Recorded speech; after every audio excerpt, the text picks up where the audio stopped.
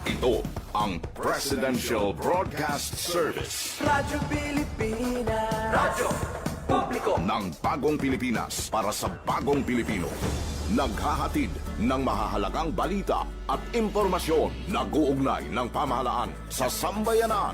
Tulay sa himpapawid ng serbisyo publiko. Radyo Pilipinas. Radyo Publiko. Ang boses ng Pangulo. Sa Iloilo, Radyo Pilipinas. 585 AM. Philippine Standard Time, 1:04 sa hapon. Adlaw-adlaw, Lunes tubto Biyernes, 30 minuto nga pagdulong sang mga balita.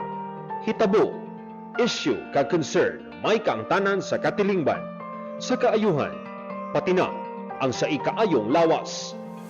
Halin sa mga concern sa mga bata, sang mga lamharon, nagadinalaga kag nagasinultero, mga hamtong, professional man o mamumugon, mga tigulang, kabuhi kag paghimakas sang mga ginikanan para sa ila kabataan. Pag-ulikid sang panwa, pagtingob sang magkasimanwa para sa ikaayo sang ila kahimtangan. Ini ang Balitang Sosyal.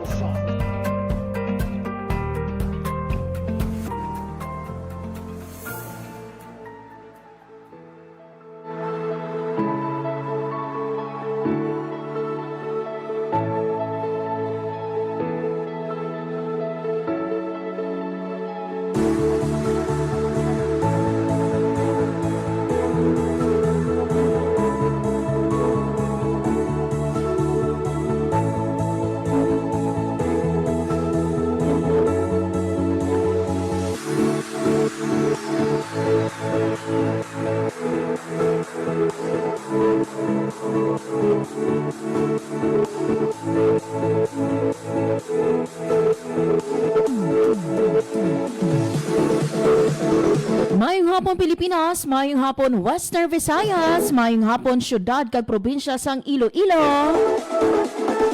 Good afternoon. Isa mga biyan ka mainit nga hapon sa inyo nga tanan. Today is Wednesday, March 25, 2026. We are down mga biyan sa katapusan nga Merkules sa bulan sang Marso. Sa kinaandan ako ang inyo alagad, Marian Grace Ereniata. And welcome mga biyan sa pagpalayag sa programa Balita Sosyal.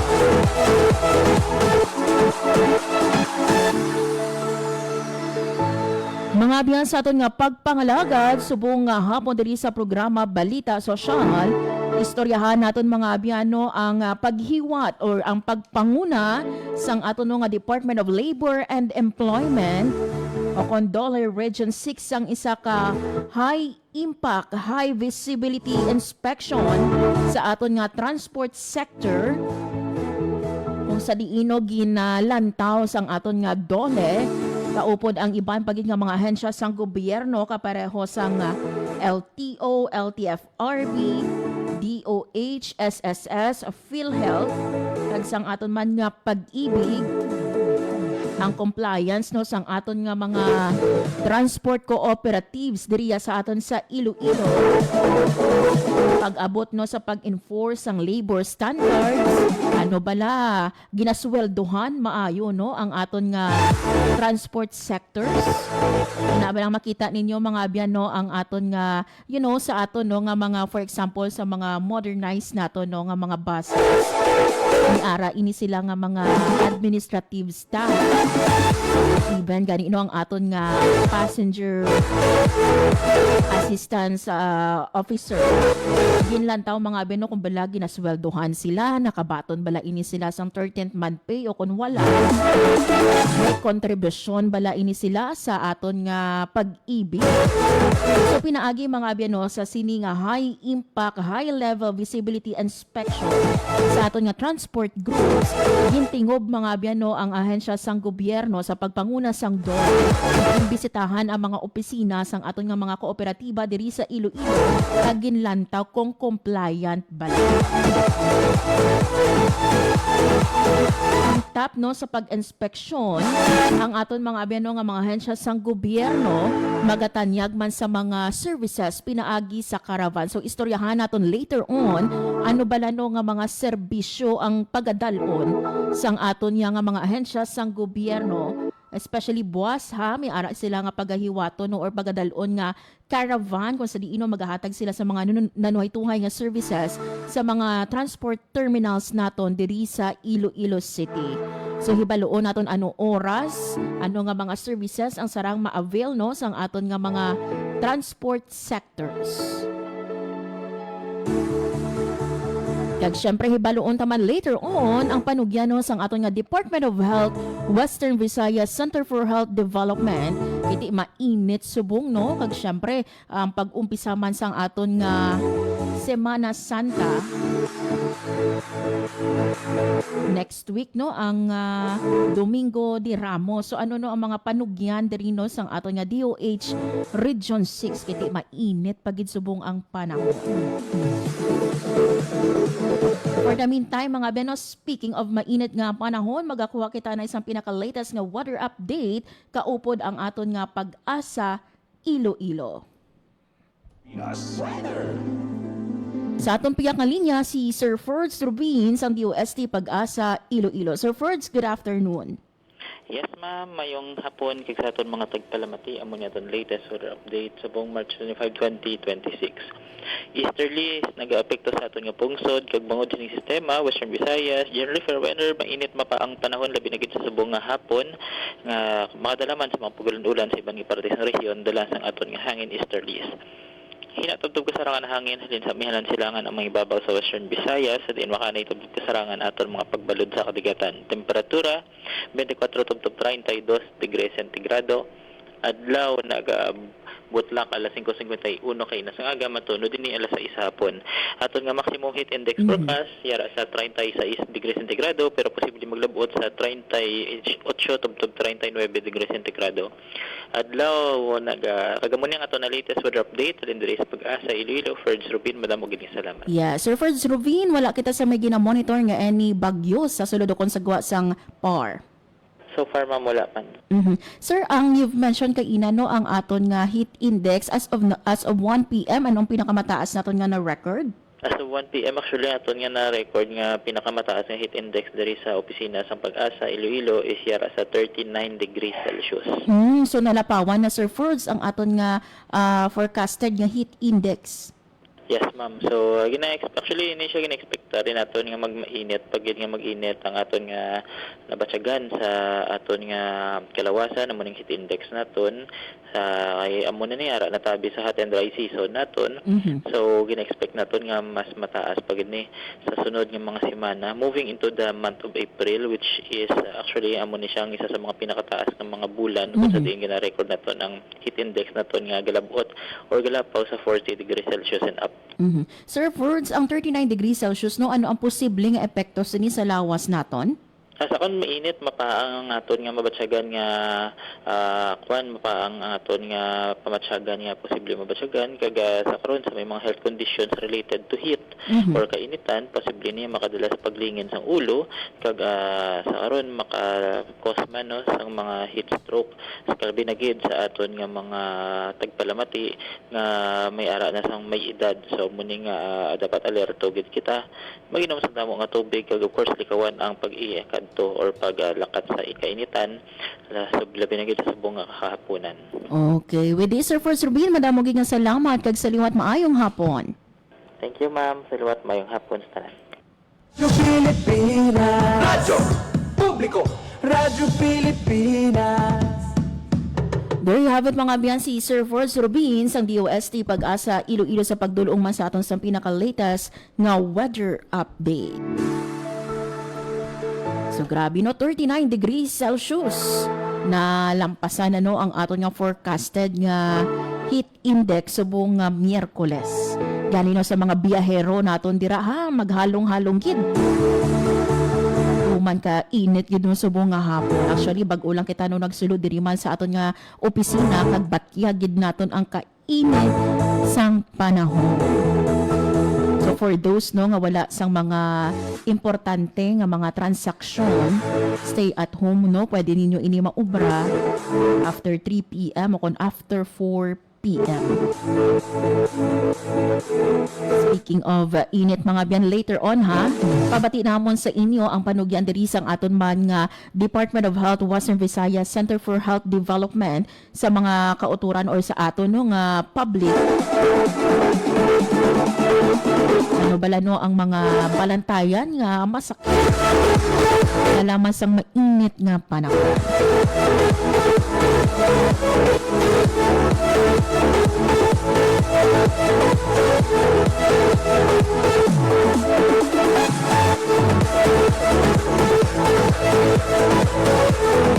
By the way mga biyan ha, sa ibang pagid naton nga mga balita,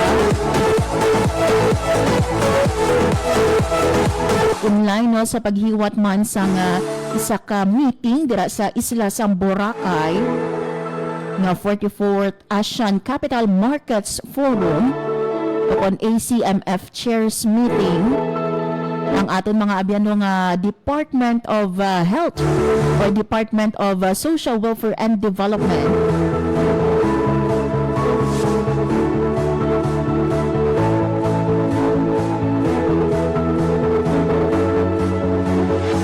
yung pataas mga abyano ang Regional Emergency Operations Center halino sa white alert status to red alert status.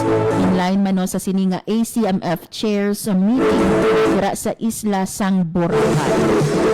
So nag-issue mga binos ang isa ka memorandum ang aton nga Regional Director Joselito Estember karuwing man no sang memorandum number 24 series of 2026 sa nga RDRRMC na nagapataas sa alert status sa RDRRMOC sa white to red. So following that no ang aton nga Regional Operations Center sang DSWD ginpataas man ang alert status from white to red.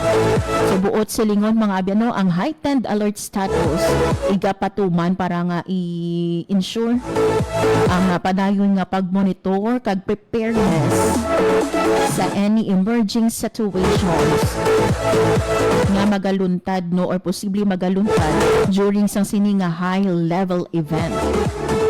So sa idalom sa sini nga memorandum ang tanan nga quick response team members sang Aklan province identified para sa camp coordination and camp management augmentation ang ginhatagan sang direktiba nga mag-coordinate closely sa Emergency Operations Center kag i-monitor ang local situation in relation no, sa ASEAN meetings. So hiwaton din ninyo ang ASEAN meeting dira sa Boracay on March 26. Gina-requirement no ang tanan nga incident-related data lakip no ang initial nga Disaster Response Operations Monitoring and Information Center o CONDROMIC reports nga i-forward sa Disaster Response Information Management Section para nga i-ensure no ang timely reporting kag coordinated response. So ang activation no sang aton nga red alert status nagapakita sang commitment sang DSWD nga i-maintain ang readiness kag ipasiguruhon ang immediate response pinaagi sa duration sang high level regional meeting. So kung hindi kita magsala last month man no ginhiwat ang isa pagid ka meeting no dira man sa Boracay.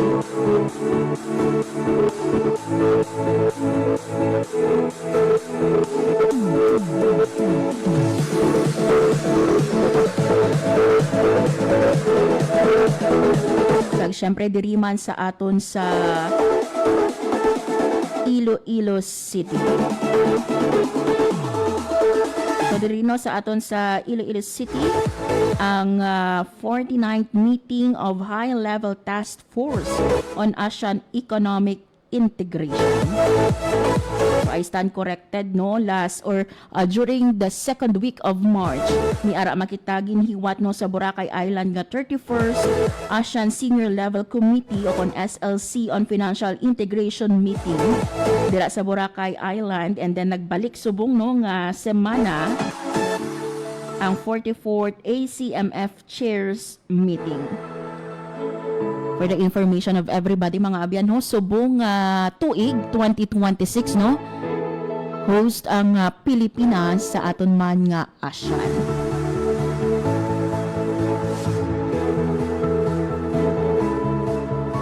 So ready na, no, ang aton man nga Aklan Province.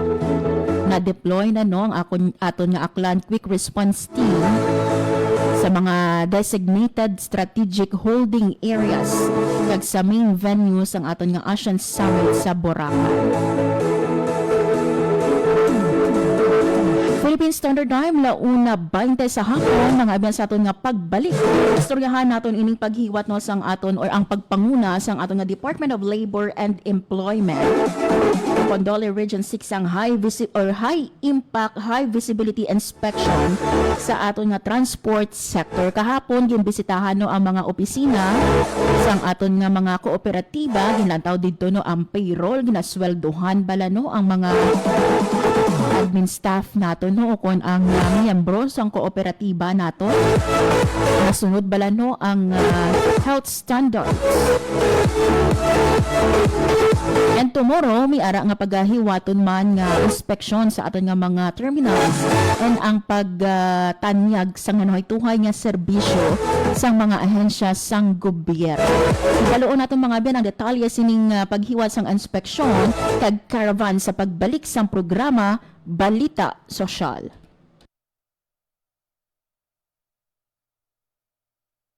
Maging fuel efficient, so regular na preventive maintenance, malinis na air filter, fuel injectors at engine oil, may savings ka na aabot sa 2%.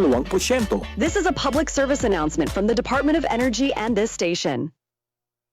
Isang gabi, pauwi na sina Daisy at Eric galing sa sine. Eric, saan pa tayo pupunta? Gabi na, umuwi na tayo. Ha? Bakit?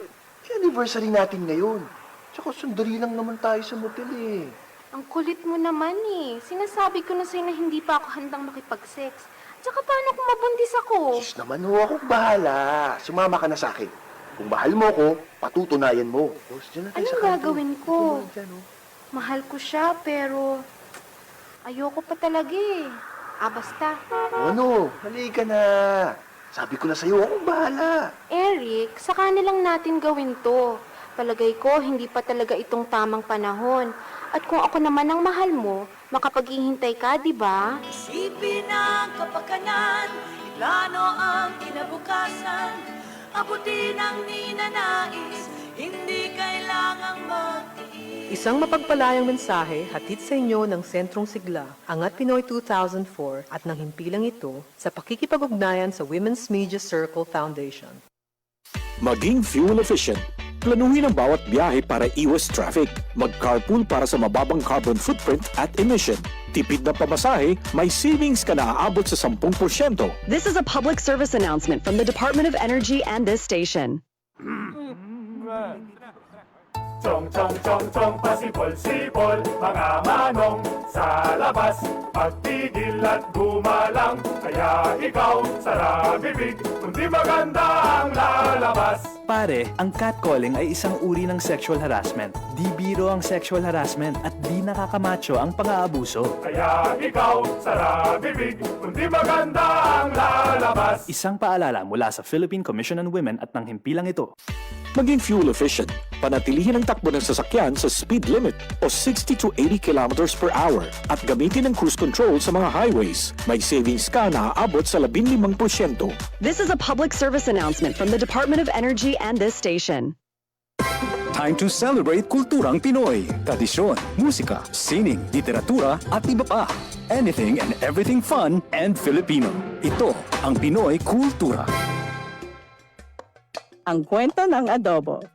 From its humble beginnings sa hapagkainan ng mga Pilipino noong ika-16 na siglo to 21st century international tables, adobo, the most famous and the country's national dish, speaks of our culture, the sour and the salty, the sweetness and spice, mixed with the richness of tender chunks of pork or chicken, sometimes both together. It has traveled provinces, crossed continents to inspire chefs and delight peoples across the seas. Traditionally cooked in clay pots, the Spanish gave the name adobo to the dish, from adobar, which means marinade. It is an indigenous cooking method that uses vinegar and salt to preserve food in the tropical climate. It's been cooked a multitude of ways. Simple, may maanghang, merong may coconut milk, depende sa rehiyon na siyang pinanggalingan. It's so flexible, it can create various and sometimes new tastes. Panlasang Pinoy has listed 31 of what they call insanely delicious adobo recipes. There's the traditional chicken adobo. Simple, made with chicken, soy sauce, vinegar, garlic, peppercorns, and bay leaves. There's adobo that varies in color and taste. Adobong dilaw, adobong pula, at adobong puti. At hindi lang lutong chicken or pork. May adobong tahong, adobong kangkong, and chicken feet adobo. The New York Times once shared on Twitter a simple chicken adobo recipe as comfort food to cook in the middle of winter. The Food Network had its own adobo recipe, and there is apparently a Spanish chicken adobo with chocolate. This humble but iconic adobo is not without controversy. Wikipedia says a trade department once announced plans to standardize the most popular Filipino dishes to make them easier to promote, starting with the adobo. Maraming hindi natuwa at binatikos ang plano. The agency did a 180, said it's not mandatory and will only be done as a benchmark to define a basic traditional recipe para malaman kung tunay na Filipino dish pag nasa international setting. The adobo has been honored abroad, was runner-up in the Best Nouveau Street Food in the 2010 LA Street Food Fest. Philippine Primer says Chef Gordon Ramsay picked a pork adobo burger in Good Morning America's Battle of the Burgers in 2017. One can say the mix of flavors and spices of this iconic dish is a perfect foil for the Filipino character. It has certainly come a long way and has endured all this time. Simple or fusion elaborate version, the adobo remains to warm hearts and please palates. And bringing Tatak Pinoy to the world, just a bonus. Yan ang Pinoy kultura because our culture is cool. Time to celebrate kulturang Pinoy. Tradisyon, musika, sining, literatura at iba pa. Anything and everything fun and Filipino. Ito ang Pinoy kultura. How could you ever forget the magical feeling that courtship or panliligaw brings in your younger years? High school life, for my high school life, every memory kay ganda. Nandyan yung itutulak ka ng tropa whenever your crush passes by. Ang saya ng high school, singing years in my school, di na mapapantayan. Then you start sending her love letters and flowers at paminsay maglalakas loob ka to ask if you could walk her home. And it doesn't end there. May sayawan o disco pag birthday ng barkada and you get to see her there too. Till I met you. Kikiligin ka pag sulyap ni crush. Yayain mong sumayaw pag tugtog ng pinakahihintay na love song. And that evening seems so perfect na parang kayo lang ang tao sa dance floor. I love you more each day. Oh, the beauty of courtship in Pinas. Yan ang Pinoy kultura because our culture is cool. Time to celebrate kulturang Pinoy. Tradisyon, musika, sining, literatura at iba pa. Anything and everything fun and Filipino. Ito ang Pinoy kultura. One of the fondest memories I have as a kid is riding the jeepney. It made me feel like a king. Dahil ito ang King of the Road. The jeepney or jeep is a cultural symbol that has transported us to school, the office, sa mall, at sa iyong first date. Mura, makulay, at mabilis. Yan ang ating jeep. Maaari bang umusog-usog ng konti? Sakay na! Yan ang Pinoy kultura because our culture is cool. Time to celebrate kulturang Pinoy. Tradisyon, musika, sining, literatura at iba pa. Anything and everything fun and Filipino. Ito ang Pinoy kultura.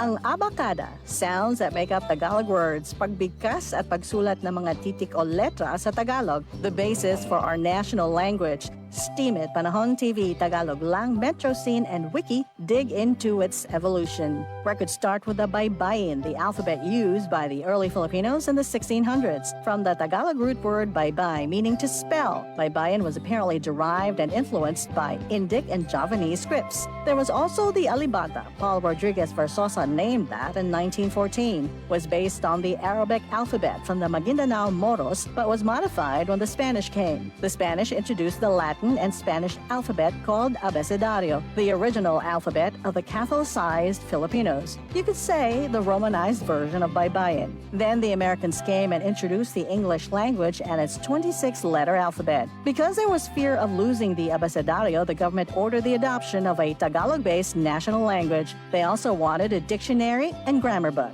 That's where writer and former Senator Lope K. Santos comes in. In 1939, he developed ang Balarila ng Wikang Pambansa. Abacada became the national alphabet from 1940 to 1976.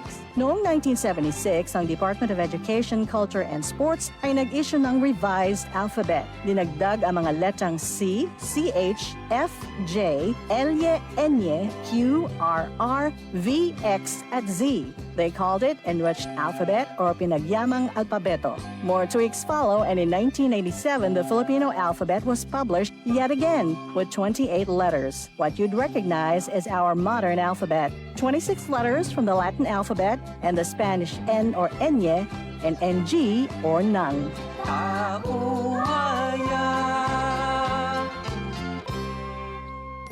Yan ang Pinoy kultura because our culture is cool. Philippine Standard Time, 1:30 sa hapon. Radyo Pilipinas. Radyo Publiko. Radyo Pilipinas. Sa gihapon mga abyan, nagapamatik mo sa programa Balita Sosyal, kagakong inyo alagad, Marian Grace Ereniata. Antes naton mga abyan, istoryahan ining paghiwat sang high impact, high visibility inspection sa transport sector sang aton nga Department of Labor and Employment Region 6. Kaupod ang iban pa nga mga ahensya sang gobyerno, magakuha kita anay sang live report. Baloon naton mga abyan nakaschedule nga aktibidad sa Love Boracay.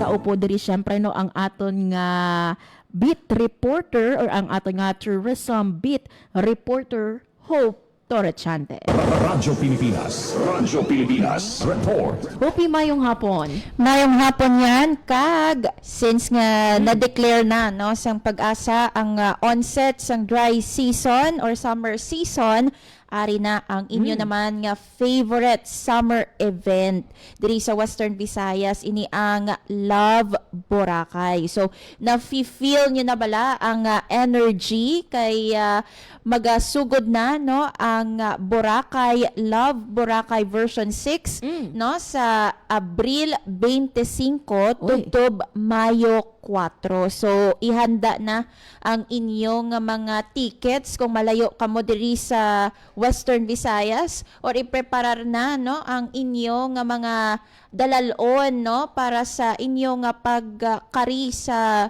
Boracay Island for the Love Boracay 2026. So ari ang mga schedules yan no para sa Love Boracay 2026. So masugod ini siya sa, of course, no, love for the environment. Ang Project Pristine, isa ka clean up drive kag tree planting activity. Tuiga na iniya yan, no? Nga basta may Love Boracay, nagapaninlo gidya sa coastal kag sa underwater sang kalalawran sang Boracay Island, and also sa tree planting activity sa mainland Malay, no? Isa ini ka municipal wide activity. Meanwhile, ang opening proper hiwato no sa Abril 24 alas 9 sa aga sa ano ini no sa White Beach area sang Boracay Island, which makapila no nga gin-awardan bilang best islands in Asia. So mayara sang Sandcastle Festival kay hindi kompleto ang imo nga Boracay experience kung hindi ka kapapicture sa Sandcastle nga may date. Kay kung wala ko no date do, hindi ko no tuod nga Yes. nagpa-Boracay kay. Yes. So Sandcastle Festival, so iwaton ina sa Abril 24 sa Atubang no or sa Front Beach area sa Boracay Island ang Parao Biniray no. Iwaton man ina sa April 24 sa gihapon no sa Front Beach area.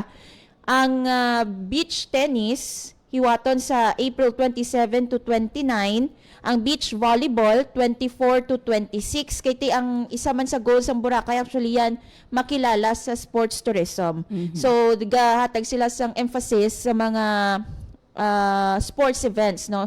So beach tennis, beach volleyball, international dragon boat race 24 to 26 no. Ang beach frisbee April 25 to 26, beach basketball April 28 to 29. Abi nyo sa court lang ang basketball.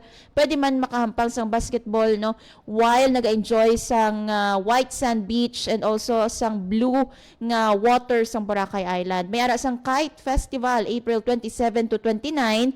Fun Run po Akos, April 30. Of course, ang nagdaog sa aton nga polyan. Pickleball, May 1, May 1 to 3. No? Ang beach football, May 2 to 3. Ang Zumba Island Style with a guest no? Sa May 1, 2026. Ang Takeover Beach Music Festival hiwaton ina sa Mayo 1.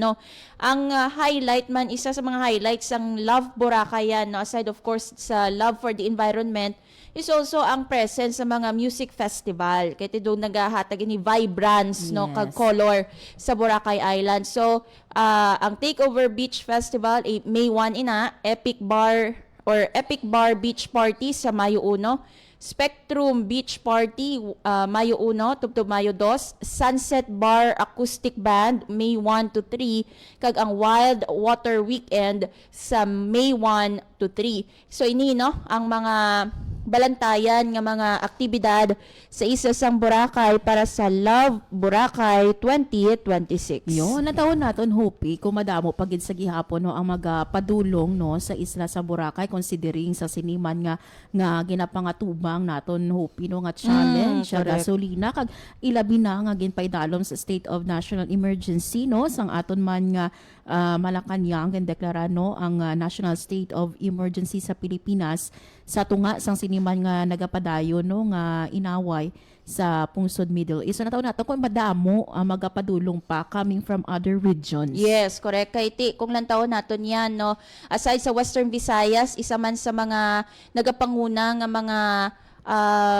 turista sa Boracay ang domestic which is naghalin sa mga naglain-lain nga rehiyon or sa guwasang rehiyon sa Western Visayas, and also ang international tourist naton nga nagasaka. So since international destination ng Boracay, i-check man naton kung bala nakaapekto ang world or ang oil crisis ngayon no sa numero sa mga turista naton domestic man o kung dumuluong. Yes, and speaking Hopi sa mga flights nato no, may arang aging cancel na diri sa sa ang international flights nato. May wino ano ang mga ginpang-cancel no nga mga ruta naton Hopi? Medyo nagakasubo yan ang mga travelers naton nga mga Ilonggo nga sabik na sabik kontani nga mag-revenge travel sini nga 2026 kay nag-anunsyo no ang Iloilo International Airport nga ang pamunuan sa Cebu Pacific nag-implement no sang temporary network adjustment.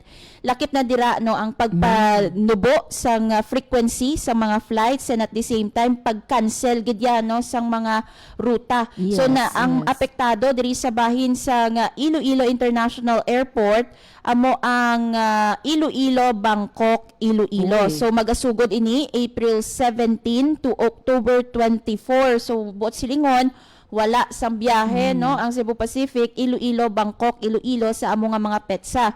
Meanwhile, apektado man ang Iloilo Singapore Iloilo yan nga magasugod naman June 14 tubtob October 24. So kung nakabook na kamo sang inyong mga flights no, magpakig-angot sa airline o kung sa Cebu Pacific.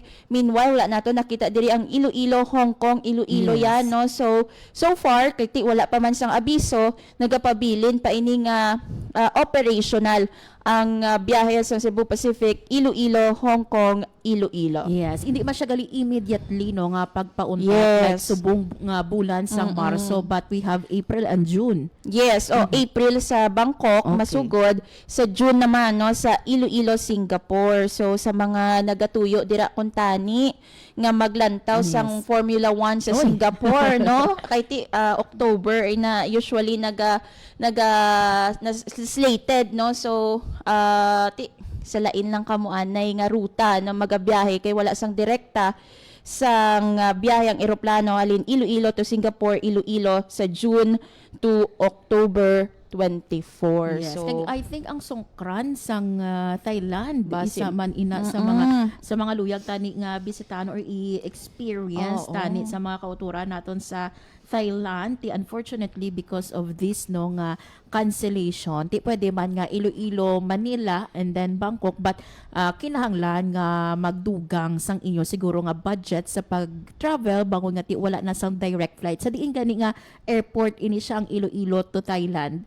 sa Don Muang. Oo. Nga which na-experience mo. Napa-challenge kita sa pag-pronounce ni kay Yes, doon mo siya nga spelling pero Oo, DMK na lang. yes, DMK na lang. Oo. Pero for those, syempre, no, nga, dako gin nga bagay, hupi, no, nga, makalestani sila, especially ang mga OFW naton, makalestani, like, for example, sa Iloilo, Singapore. Singapore. Yes.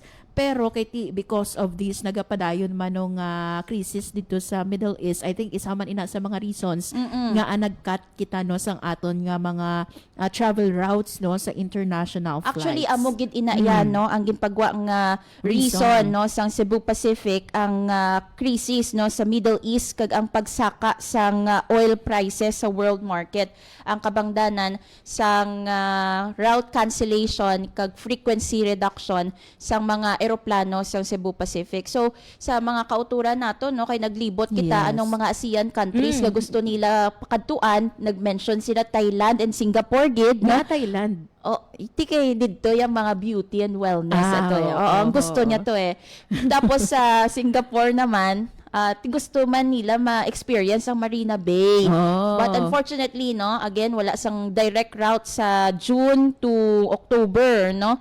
But then, it doesn't mean hindi ka kakapa Singapore yan. No? Yes. Iklaro naton, may mga ruta nga pwede agyan sa gihapon ng aton nga mga Filipino travelers. Yes, kung wala sa Marina Bay, basi sa sa Causeway Bay sa Hong Kong. Oo, pwede pwede, sila sa pwede. Hong Kong. Since nga may direkta pa, Oo. no, nga biyahe ang Iloilo, Hong Kong, Hopefully, Iloilo. hindi ma-disrupt or hindi ma-halt no ang aton man nga biyahe pa Hong Kong. I believe madamo-damo diri sa aton nga mga Filipino, especially mga Ilonggo, ang nagaubra dito sa Hong Kong. Nakita naton dito no ang ilang situation every Yes, Sunday. correct. Kag madamo ang mga nagahiligay noon, mga Ilonggo naton nga mga OFW. Yes. Kaglang taon man naton yan, hindi lang sa Boracay, but also diri sa Iloilo, kung bala may pagbago sa numero sang aton Yes. nga international tourist, considering no sang pag-cancel Yes. sang direct routes no sa mga international destinations naton. Yun. Madamo nga salamat, Hupi. Para sa bagong Pilipinas, Hope Torichante, Radyo Pilipinas, Radyo Publiko. Radyo Pilipinas. Radyo Publiko. Radyo Pilipinas. There you have it mga biyan. Hope Tarachante, ang ating nga tourism bit reporter sa pagdulong man sa ato no sang sininga isa sa pinakadako no nga kahiwatan dira sa Boracay, ang Love Boracay. So i-ready na ninyo no ang inyo nga mga swimsuit dira, ang mga swimwear ninyo no ready na para sa siniman nga Love Boracay. Philippine Standard Time, 1:42 sa hapon. This time mga biyan ipabati namon sa inyo. Kay nasang aga lang gito naghiwat sa press conference ang aton nga Department of Labor and Employment Region 6 sa pagpanguna ni Regional Director Attorney Sixto Rodriguez Jr. kung sa diino isa sa mga bag-o no nga aktibidad sa aton man nga dole kaupod ang ibang paging nga mga ahensya sang gobyerno kaparaw sang LTO, LTFRB, DOH, SSS, PhilHealth kag Pag-ibig amo ining high impact, high visibility inspection sa transport sector. Ibaloon naton ang purpose mga benos sang sining inspeksyon. Ano ba lano ang tinutuyo sini? Pamatian naton si RD Sixto Rodriguez Jr.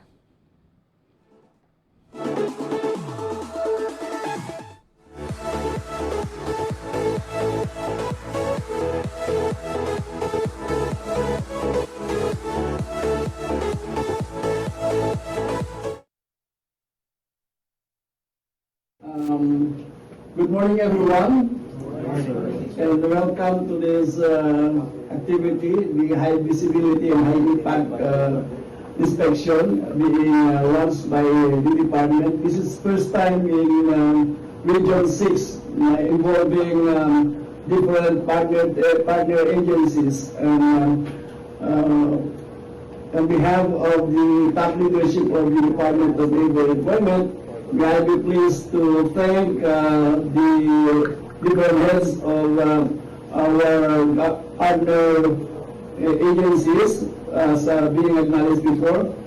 And to the media friends who are here present, magandang umaga at thank you ulit sa inyong support. And of course to my colleagues in the department, my Assistant Regional Director, Ma'am Lee, of the department. This is, as I have said, this is the first time in history here in Region 6 because as an agency mandated to protect the rights of the workers and promote the welfare, we are empowered to inspect and to have access to all establishments in the area of jurisdiction of the department. Pursuant to our visitorial and enforcement power, particularly under Article 128 of the Labor Code of the Philippines, to enforce these labor standards and also the occupational health and safety provisions of the law, we conduct, by the way, we have two kinds of inspection. One is routine inspection, and the other one is complaint inspection. But generally, this is just an inspection to find whether or not the establishment is violating the law on labor standards. But hindi namin na-include yung findings regarding SSS and Pag-ibig, which are also the rights of the workers for social benefits and social protection. But we include that as part of our inspection process to find whether or not the establishments are registering these employees in SSS, Pag-ibig, and PhilHealth, no? Pero ang ginagawa kasi namin, we merely endorse the findings, no?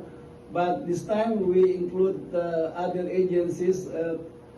Kaya nga tinatawag natin itong second phase, yung high visibility and high impact inspection, to include all other agencies para minsanan na one-stop shop, no? And the other phase will be the service caravans, that we will be not only inspecting the establishment, but we will be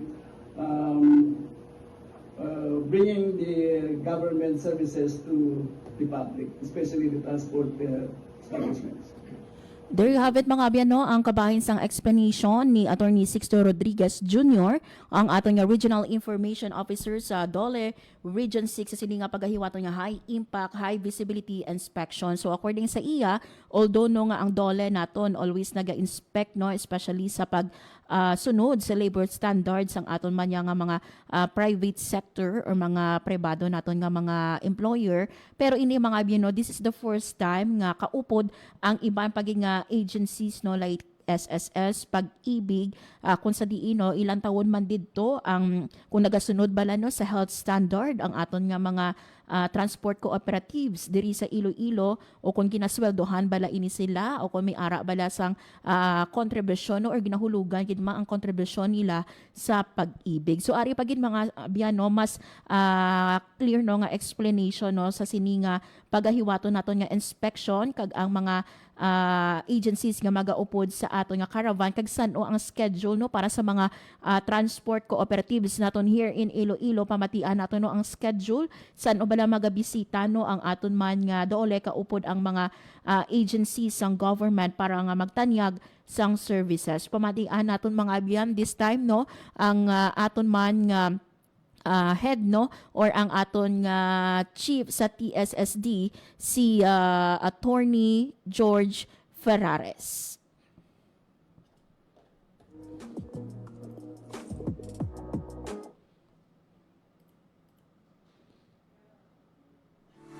All of the agencies no nga may mga gina-regulate kag may mga gina-implement nga programs for the workers para isa na lang ang pagkadto sa aton nga mga establishments kag isa na lang ang pag-offer sa mga services ang sining mga partner agencies.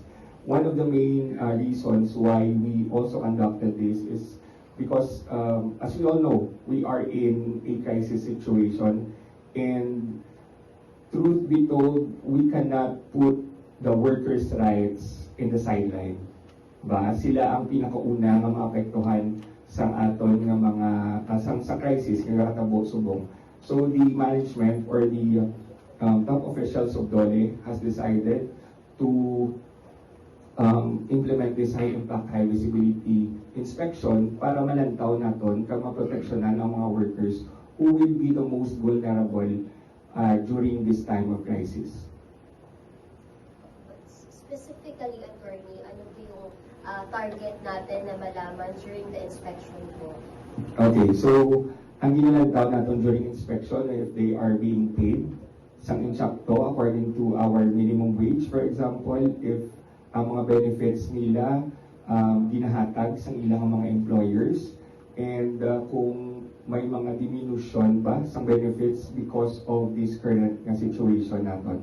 So ginalantaw na natin. Also, we are looking at occupational safety and health sa ilang workplace. If they are may work overload ba, it will also be rippling down sa safety sa aton ng mga passengers. Kaya kung overloaded na sa work ang aton ng mga drivers, it could put the safety of our commuters at risk. Ginalantaw man natin. So amo na siya ang mga ginapanglantaw sa mga inspectors natin. Initially, yung result of the inspection conducted as of yesterday, may mga findings regarding non-payment of 13-month pay, yung underpayment of wages. Ang masakit dito, meron pa palang hindi na babayaran. Non-payment of wages of these drivers and conductors amounting to millions of pesos. And I think non-registration with the SSS and pandemic also. This is material because when they are not registered with for social benefits, once they are may accident, mayroon sickness, may death, or whatever contingencies, of course the income is also terminated in case of disability, or the income is also suspended. These are also employees, while they are drivers and conductors, these are also employees. And of course, to include the other agencies na nandito.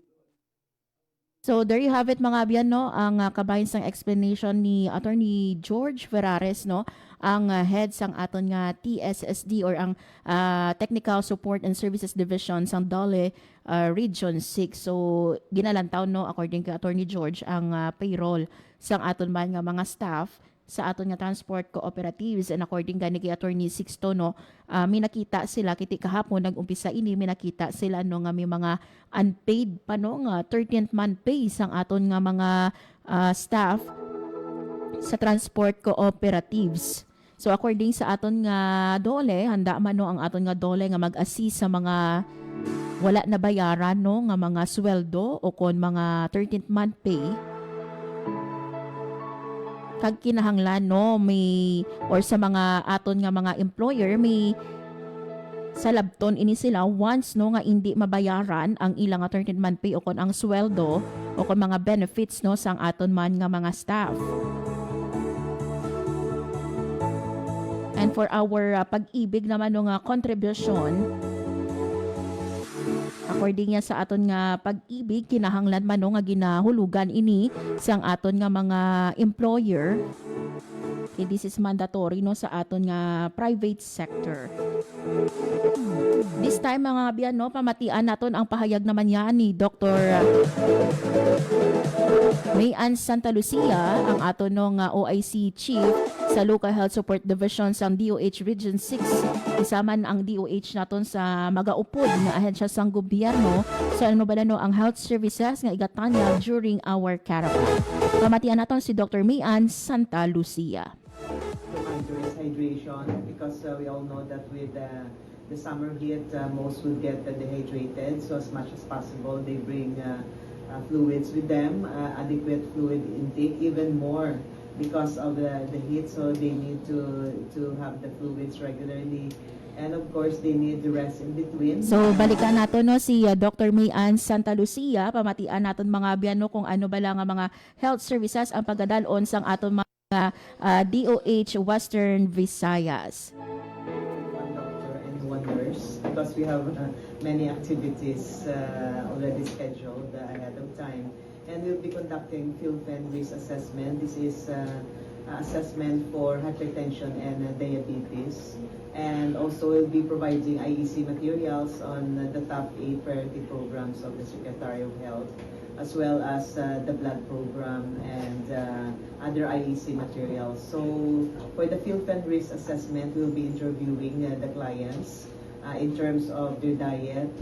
We'll be getting the weight, we'll be getting the vital information from them, and we'll be interviewing them on alcohol intake. So you know naman, that's very common among the general public, alcohol intake, how healthy their diet is, in terms of how many minutes they do exercise for the week, binge drinking, and we also will be interviewing them on their family history, if they have cardiovascular diseases, if they have hypertension and diabetes in the family, and also if they're compliant to the medications. And after this, we'll be referring them to the rural health units. If they are not yet enrolled for the FILFEN program, then they are encouraged to enroll in the RHUs, because our medicines are prepositioned in the rural health units or in the district health offices of the city. So if they enroll there, they get to have their maintenance medications for hypertension and diabetes. There you have it mga biyan, si Dr. Mayan Santa Lucia, ang aton nga Chief sa Local Health Support Division sa DOH Region 6. So isa sa mga ihatag no nga services sang aton man nga DOH ini mga biyan no, ang FILFEN risk assessment kung sa diino lang tawon kung hypertensive no kung diabetic ang aton man nga members ng transport sector. So ari naman pamatian nato no ang iyang panugyan this summer season, ang panugyan diri no sang aton nga DOH Western Visayas. Reminder is hydration, because we all know that with the summer heat, most will get dehydrated. So as much as possible, they bring fluids with them, adequate fluid intake, even more because of the heat. So they need to have the fluids regularly. And of course, they need the rest in between. And if possible, they should avoid getting under direct heat. Ang pinaka is 10 a.m.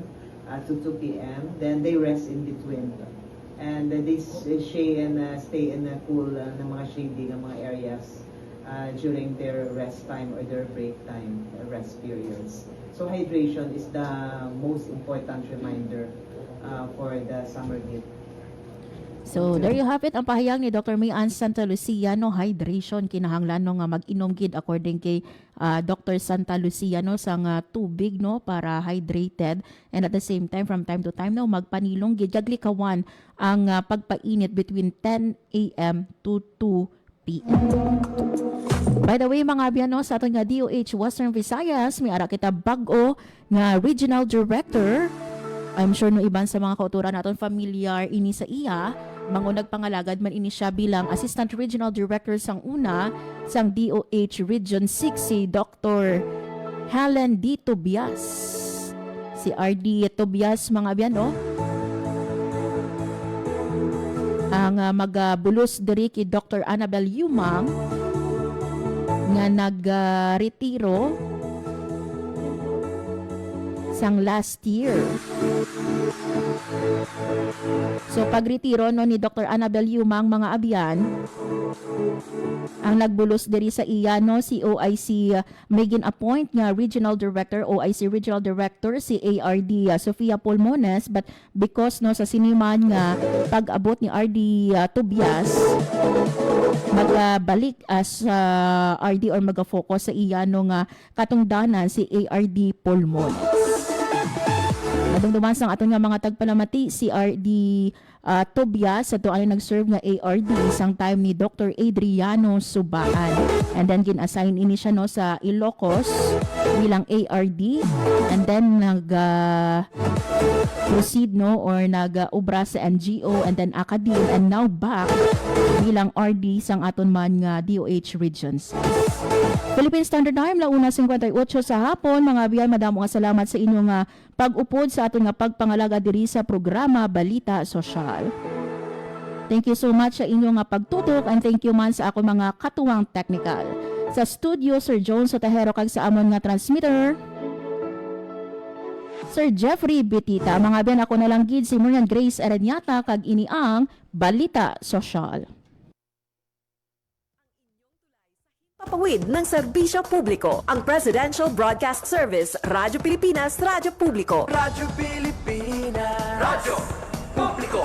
Kinilala ng pang-international at prestigyosong Asia Pacific Broadcasting Plus Awards 2025 para sa kategorya ng Government Streaming. Ito ay dahil sa epektibo nitong pagsasanib ng mga tradisyonal na media tulad ng telebisyon, radyo at print para masabayan ang mabilis na pag-inog ng mundo ng digital at social media tungo sa mas epektibong paghahatid ng mahahalaga at napapanahong mga impormasyon sa mamamayang Pilipino.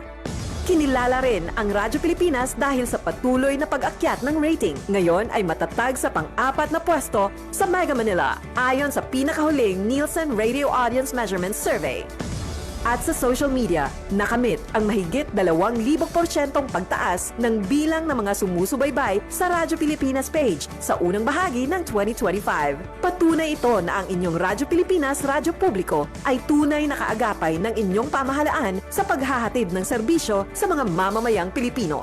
Mula sa aming lahat, sa ngalan ng inyong pamunuan at mga kawani ng Presidential Broadcast Service, kasama ang inyong mga himpilan ng Radyo Pilipinas sa buong kapuluan, maraming salamat po sa inyong lahat, sa inyong pagtangkilik at pagkilala. Radyo Pilipinas. Radyo Publiko. Maging fuel efficient.